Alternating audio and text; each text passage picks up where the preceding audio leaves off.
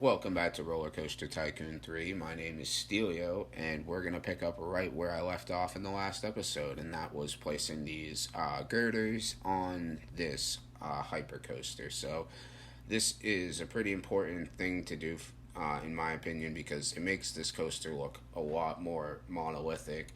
It makes it look a lot more, larger than life. The superstructure of it just looks really cool. So, once I finish placing all these steel girders, of course, I'll jump into something actually interesting. But, always seeing this out of the corner of the eye with its big structure is going to make, this coaster look even more iconic.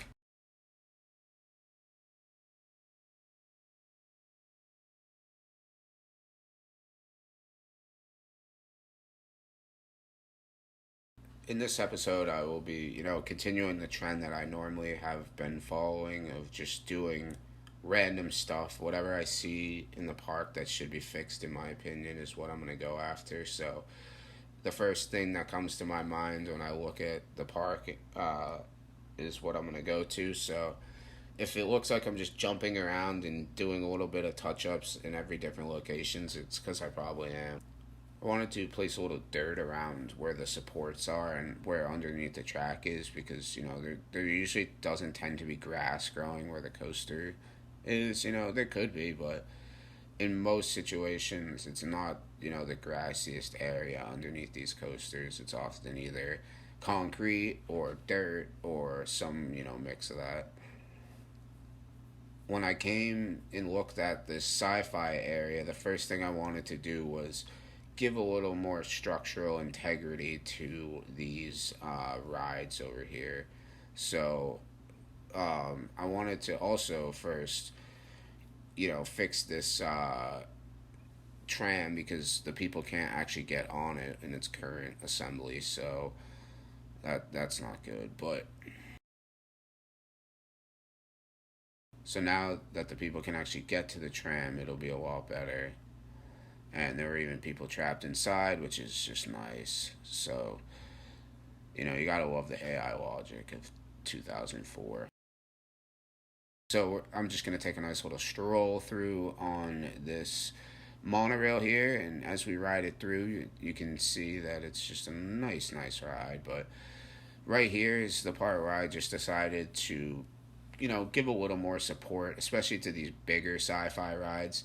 I don't think just leaving them on the metal stilts that they're on is enough support, and I think it also will help alleviate stress on the scaffolds and the walking areas that people are actually standing on.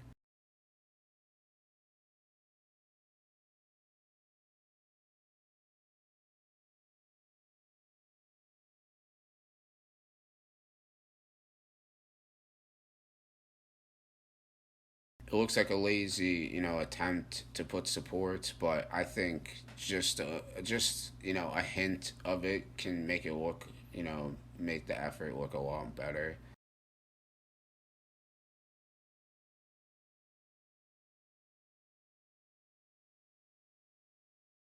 Right here, I just decided to place some more planters in these, in the middle of these walkways, just to put some shade and get some more trees and just more wildlife.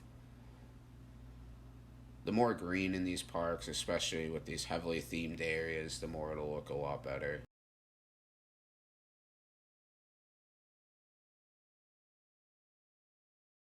This looks like something that I would have made, in 2000, and I don't even know, when I was a kid. And that's what I love about this game. It's timeless, and of course it looks extremely dated in terms of graphics, but the playability and the roller coasters, the aspect that you're really trying to go for, it's truly timeless. And I know the people that played this game to be, serious and go for realistic coasters have moved on to Planet Coaster, but in terms of, fun and stuff like that, this game really knocked it out of the park when it came out, and it still does today.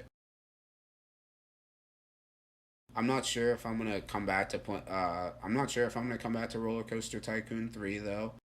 I think concluding this series might be a good place to finish off. I don't really know what else I could do. Anything I do in terms of trying to make this game look good graphics wise just looks really dated compared to playing a coaster, and I can make much more realistic layouts on that, of course. So going for something like an idea like this is the only real thing I had, because there isn't too much more realistic you can get than playing a coaster, and that trumps this game completely.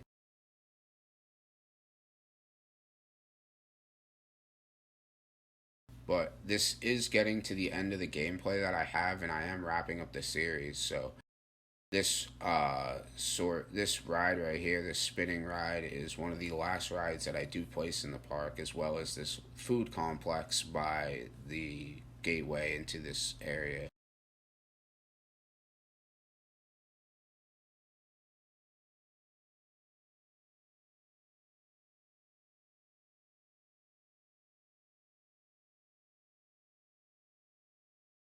I'm going to be uploading a lot more YouTube videos, but that just means that I'm going to be commentating less. So this was one of the series that I decided I definitely wanted to commentate because there's just too much context that needs to be given.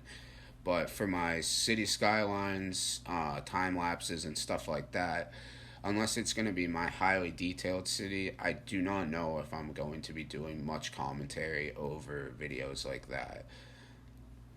But besides that, I like the way that the scheduling's going. I like how many videos I'm putting out, and even though this is pretty much the end of Roller Coaster Tycoon 3, I'll still make a few more videos and I'll still be able to get more out of it, just because I know what I can do with the game and what I could possibly do to make interesting videos, even on a game 16 years old like Roller Coaster Tycoon 3.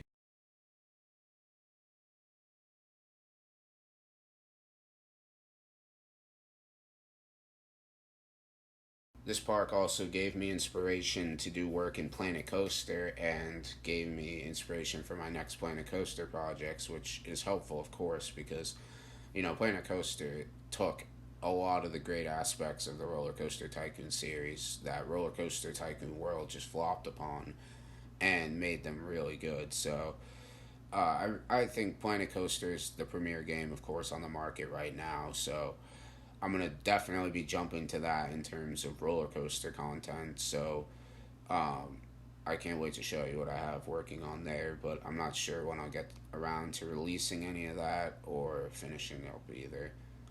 I'm not really like a lot of other people. I like to pre-record a lot of my series, not series, but just a lot of my videos, because I think it's a lot easier to do, and when I'm in the groove of making it and working in it, I can get a lot done and just have it go a lot smoother, and my thoughts are all in one place. So I don't know. I like pre-recording a lot of footage.